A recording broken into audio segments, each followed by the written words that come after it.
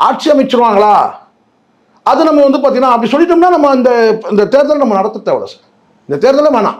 இப்போ சேகோராக்கு சொல்ல தெரியும்னு சொன்னால், சார் இவங்க தான் சார் மெஜாரிட்டி வந்து ரூலிங் பண்ணுவாங்க சார், 145 சீட் அடிச்சிருவாங்க சார் அப்படின்னு நான் சொன்னேன்னா இந்த மக்களை ஏமாத்துற மாதிரி, இந்த மக்களை ஏமாத்துற மாதிரி தான்.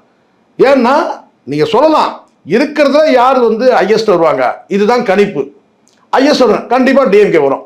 அதைத்தான் இந்த ஊடகங்கள் எல்லாமே வந்து பார்த்தீங்கன்னா கோர்வையாக சொல்கிறது என்னன்னு கேட்டிங்கன்னா, ஆனால் அதில் 145 ஒருத்தர் 135 150 140 இதெல்லாம் சொல்கிறாங்க பார்த்தீங்களா, அதை வந்து நீங்கள் நம்பாதீங்க. ஆனால் இருக்கிற பார்ட்டியில் 3 பார்ட்டியில் யார் வருவாங்க ஃபஸ்ட்டு அப்படி சொன்னாக்கா டிஎம்கே தான். யார் முதலமைச்சர் வருவாங்க? கண்டிப்பாக ஸ்டாலின் தான்.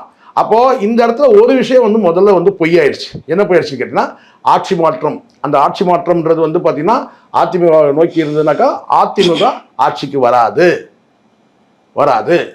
ஏன்னா இந்த கோர்வையை பாருங்க முழுமையாக பார்த்தீங்கன்னா அதுக்கு காரணிகள் இருக்குது. காரணம் கேட்டிங்கன்னா இந்த டிஎம்கேக்கு எதுக்காக வாக்களிச்சாங்க? 2 காரணம். ஒன்று என்னன்னு கேட்டிங்கன்னா இருக்கிறதுல பெட்டர்னு பார்த்தாங்க.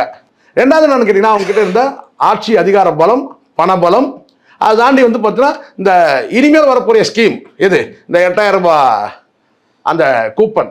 ஸோ இதெல்லாம் பார்க்கும்போது அவங்களுக்கு வந்து ப்ளஸ் ஆயிடுச்சு. 2 காரணம் தான். ஒன்று அது காரணம் என்னன்னு கேட்டிங்கன்னா வந்து இருக்கிறதுல பெட்டர் எதுன்னு பார்த்தது ஒன்று. இன்னொன்று என்னன்னு கேட்டிங்கன்னா இதில் வந்து பார்த்தீங்கன்னா 3 விஷயம் இருக்குது. கேட்டிங்கன்னா அதிகாரம், பணபலம், அதை தாண்டி வந்து பார்த்தீங்கன்னா எதிர்காலத்தில் வரக்கூடிய அந்த ஸ்கீம்.